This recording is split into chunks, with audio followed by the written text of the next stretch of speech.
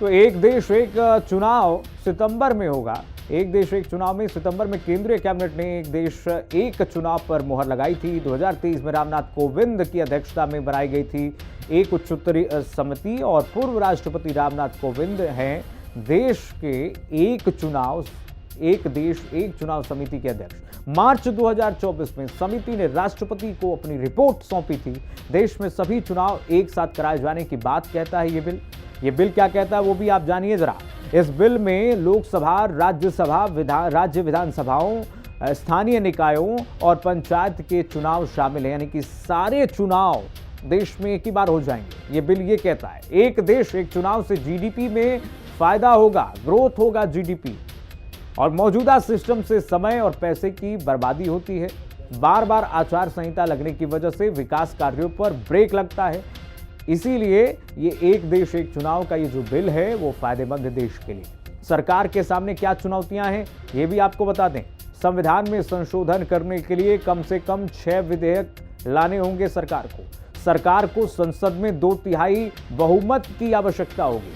NDA के पास संसद के दोनों सदनों में साधारण बहुमत है। राज्यसभा की 245 सीटों में से एनडीए के पास 112 और विपक्षी पार्टियों के पास 85 सीटें हैं। राज्यसभा में सरकार को 164 वोटों की आवश्यकता होगी। लोकसभा में भी एनडीए के पास 545 में से 292 सीटें हैं। 2/3 बहुमत का आंकड़ा 364 है। सरकार को विपक्षी पार्टियों की सहमति की जरूरत होगी।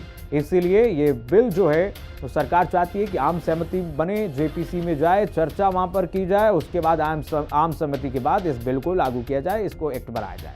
तो सरकार के सामने ये चुनौतियां आप देख रहे हैं किस तरीके से। राज्यसभा में सरकार को 164 वोटों की जरूरत होगी। लोकसभा में भी एनडीए के पास 545 में से 292 सीटें हैं। तो यहां पर तो मामला ठीक है, 2/3 बहुमत, और सरकार को विपक्षी पार्टियों ये सारी प्रक्रिया चुनाव करे और प्रचार की भी प्रक्रिया चुनाव आयोग करे। अर्थव्यवस्था को बचाने अरबों खरबों 300-400 करोड़ में एमएलए बनता है, 600-700 करोड़ में बनता है साउथ में एमपी, 20-40 करोड़ में हिंदी पट्टी में बनता है। उसके बाद छुपे छुरे कितना आप बांटते हैं, और आप एमपी बनने के लिए कितना 3 महीना 4 महीना सस्ती लोकप्रियता के लिए अर्थव्यवस्था को आप लुटाते हैं। 2 किलो 3000 1500। अर्थव्यवस्था की चिंता इतनी कहां से हो गई? चिंता इस बात की करिए किसी भी कीमत पर कि डेमोक्रेसी में वोट का हरण ना हो, किसी भी कीमत पर चुनी हुई सरकार को ना गिराया जाए, राष्ट्रपति शासन ना लगे, किसी भी कीमत पर दल बदल कानून को आप मजबूत करिए कि हर कीमत पर दल बदल कानून इंप्लीमेंट हो। उस पर स्पीकर के पावर जो अकूट दिए हुए उसको घटाइए। ये 1 नेशन 1 इलेक्शन ये किसी भी परिस्थिति में सही नहीं है। डेमोक्रेटिक देश में है कि इसको और पारदर्शी करिए। फंडिंग गवर्नमेंट के द्वारा हो चुनाव के लिए, आप ऐसा रूल करिए। ये गलत है। 1 नेशन 1 इलेक्शन कहीं से भी सक्सेस नहीं होगा। सत्ता पक्ष तो देश को बर्बाद करना चाहता है ना। सत्ता पक्ष की क्या बात आप कर रहे हैं? 11 लाख बच्चे सरकारी स्कूलों से आज बाहर हो गए। सत्ता पक्ष के दिल दिमाग में कहीं आपने कोई दर्द या पीड़ा देखी? लोग बेरोजगारी की मार झेल रहे हैं, लोग अशिक्षा की मार झेल रहे हैं, सरकारी अस्पताल और स्कूल बंद हो रहे हैं। उस पर सत्ता पक्ष कभी बोलता है? आप बताइए, किसी जज को क्या ये बोलने का अधिकार है कि ये देश सिर्फ हमारा है या सिर्फ बहुसंख्यक समाज का है? ये देश सबका है, 144 करोड़ लोगों।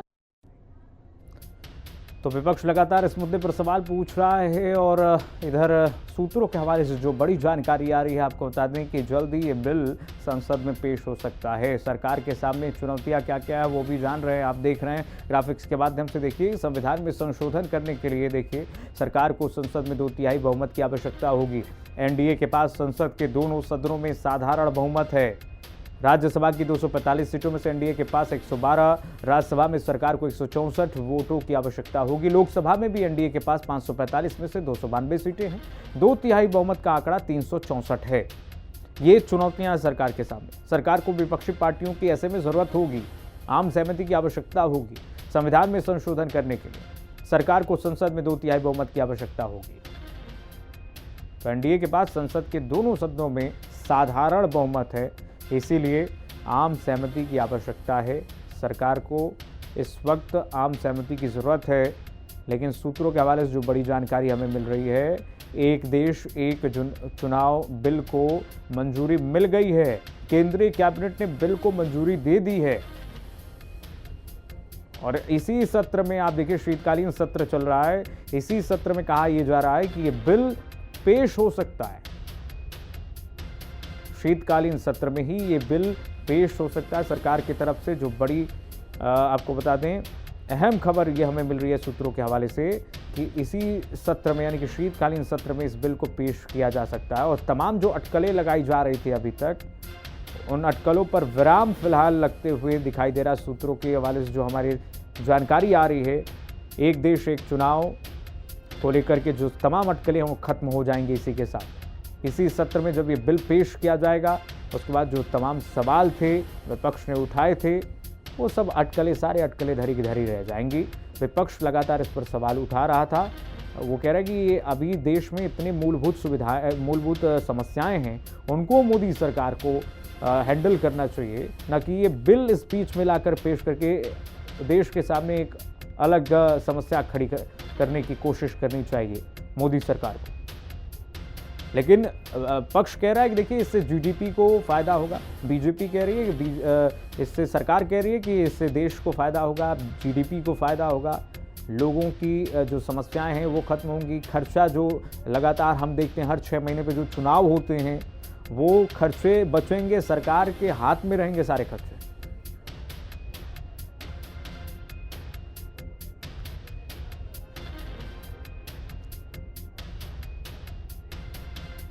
और विपक्ष के नेताओं में से प्रियंका चतुर्वेदी और कांग्रेस के सांसद रंजिता रंजन ने क्या कुछ प्रतिक्रिया दी है, सुना देते हैं आपको।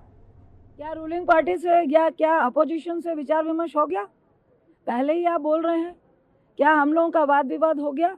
ये एक बहुत बड़ा मुद्दा है जो पूरे देश के चुनावों से जुड़ा हुआ मुद्दा है। जब सदन में आएगा, बहस होगी, और बहस सिर्फ एक दूसरे को आरोप लगाने के लिए नहीं होती है, उसमें बहुत सारी बातें निकलेंगी कि क्या सही है, क्या गलत है। 1 नेशन 1 इलेक्शन होता है तो उसमें खामियां क्या हैं, उसमें खूबियां क्या है, तो वो जब सदन के भीतर आएगा, चर्चा का एक पार्ट बनेगा, तब हम लोग अपने विचार रखेंगे। अभी तो वो खुद मुंह मियां मिठू हैं। तो हम बिल आने का इंतज़ार करेंगे कि किस तरीके से 1 नेशन 1 इलेक्शन लागू होगा, क्या उसका खर्चा होगा, कितने ईवीएम्स और लगाने पड़ेंगे, कैसे सिक्योरिटी व्यवस्था होगी, किस तरीके से वीवीपैट मशीन्स जो कम हैं उसको लाने का काम होगा। तो ये सब देखने वाली चीज़ें होंगी। कॉन्स्टिट्यूशनली भी इसको मैंडेट करना, हर स्टेट असेंबली में उसको रेटिफाई करना होगा। तो ये एक लंबी प्रक्रिया है और जिस तरीके से बिल आएगा उसके अनुसार फिर मैं आपको और इसके बारे में बता सकती हूँ।